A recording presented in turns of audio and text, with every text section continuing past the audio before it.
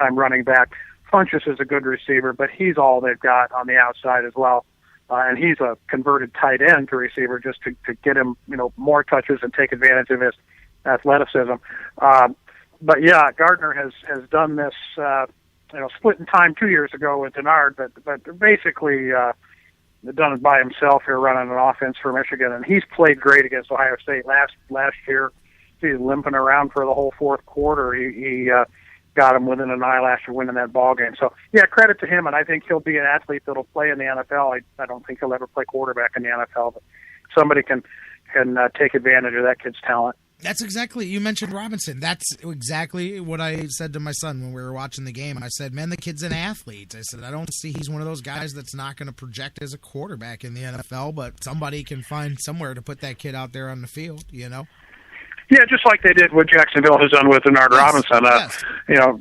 Same kind of a thing. Make a receiver, returner, running back, kind of a versatile offensive weapon out of the guy, and someone will figure out a way to put that talent on the field in the NFL, I would think. And you know what? I mentioned it just briefly there. I talked about it at the beginning of the show. I mean, in general, what a tough environment it had to be, especially, it's easy to say focus on the job that you've got to do, blah, blah, blah, all of those things that we say, that coaches say, that players say to each other. But especially at the time of this game, there was still a lot of uncertainty and everything with, of course, the tragic situation down there with Kosta Karageorge. But at the time, people were still looking, and there was still a lot of distraction. With a tough environment for all of those kids, and they still are. Even though they're 19 or 20 or 21, they're still growing adults, young adults, kids, whatever term you want to use. Tough to focus and tough to think that football is even important when a lot of people were missing their friend or teammate or whatever you want to say. Yeah, and you could tell after the game, and I was watching my Twitter feed in the evening, all kinds of just messages of love and support from teammates of Karageorge, both on the football team and the wrestling team, that were coming out last night. And Meyer said it this morning in his press conference. This is a very close team, and it's one of the reasons that I think they are going to pull it together and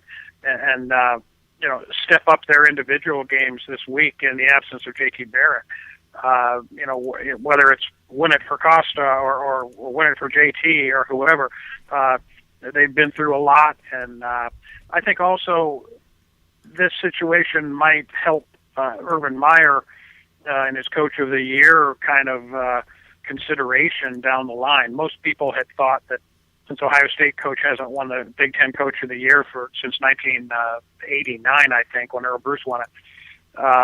That it just can't be done. If Jim Tressel can't win it with 7 straight Big Ten championships and never got the Big Ten Coach of the Year award, how is Urban Meyer going to do it? But, Urban Meyer, from losing Braxton Miller in August and coming out and going 11-1 with a true freshman quarterback, and now losing that and going forward from here with his third string guy, you have to just say, hey man, hats off, because you've persevered through a lot of struggle.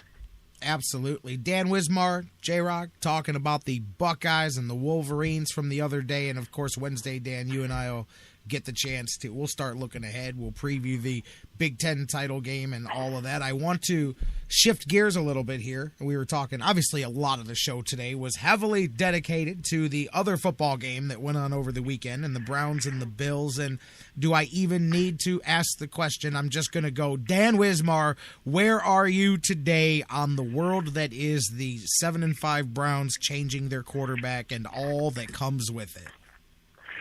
Well, as you might imagine, I have a couple of thoughts on that. I actually had kind of a weird situation with the Browns yesterday. I wasn't able to watch the game live.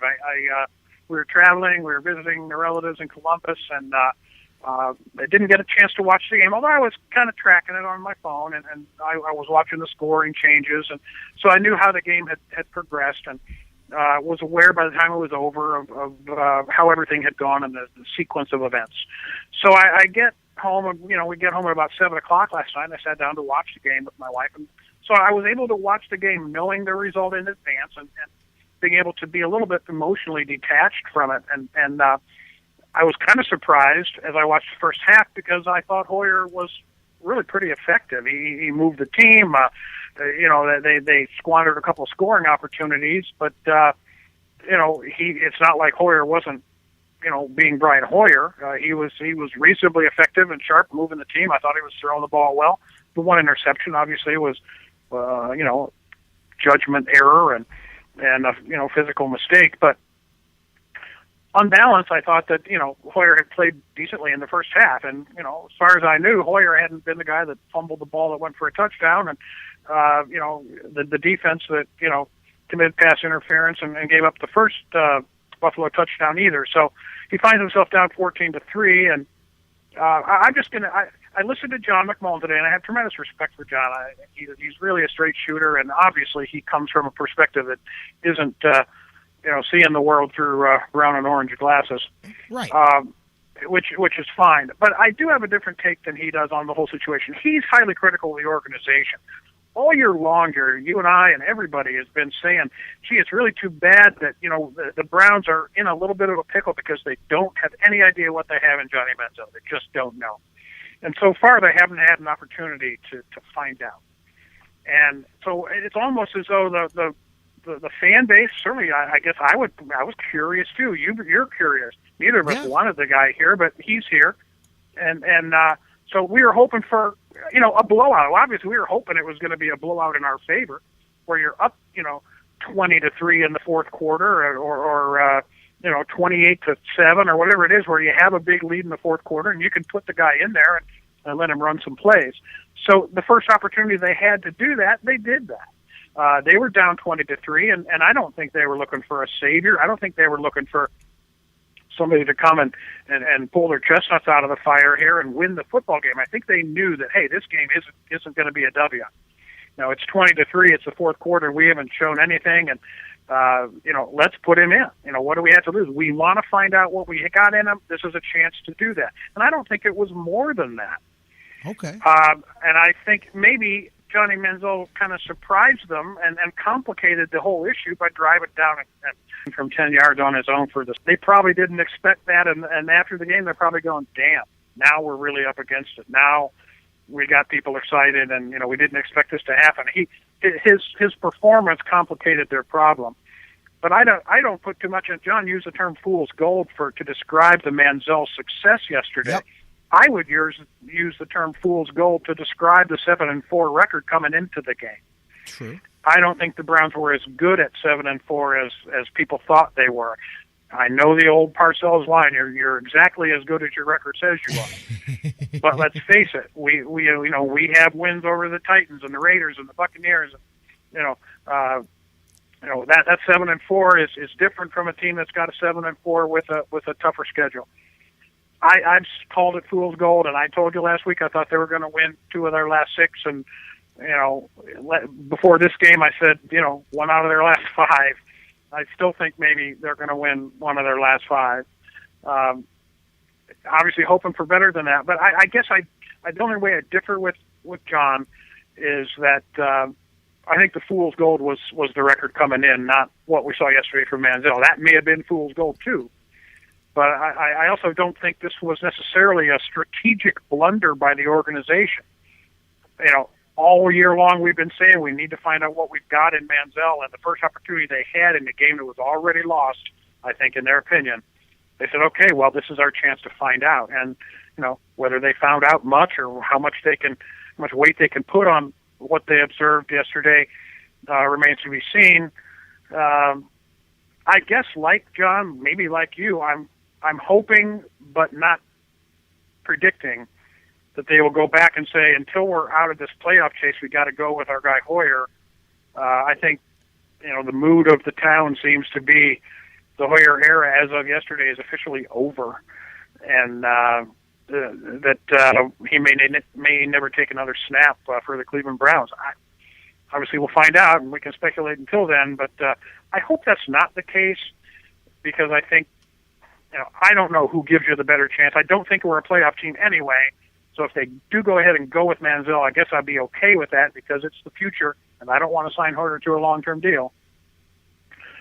But I don't look at it like John did as necessarily a strategic blunder by a losing organization that is prone to make strategic blunders. I just think it was, hey, we got a chance to see something. Let's see it. You know what? Up until the end, I was curious. I was getting ready to jump in because the way you set that up, it really sounded like you were saying, hey, man, I fully expect a par for the course this week, and it's not as much of a change of course as much as it was, like you said, a chance to take what you were looking for. Hey, it's a blowout in either direction. Let's get this kid in here and see what we can do. We got to do something.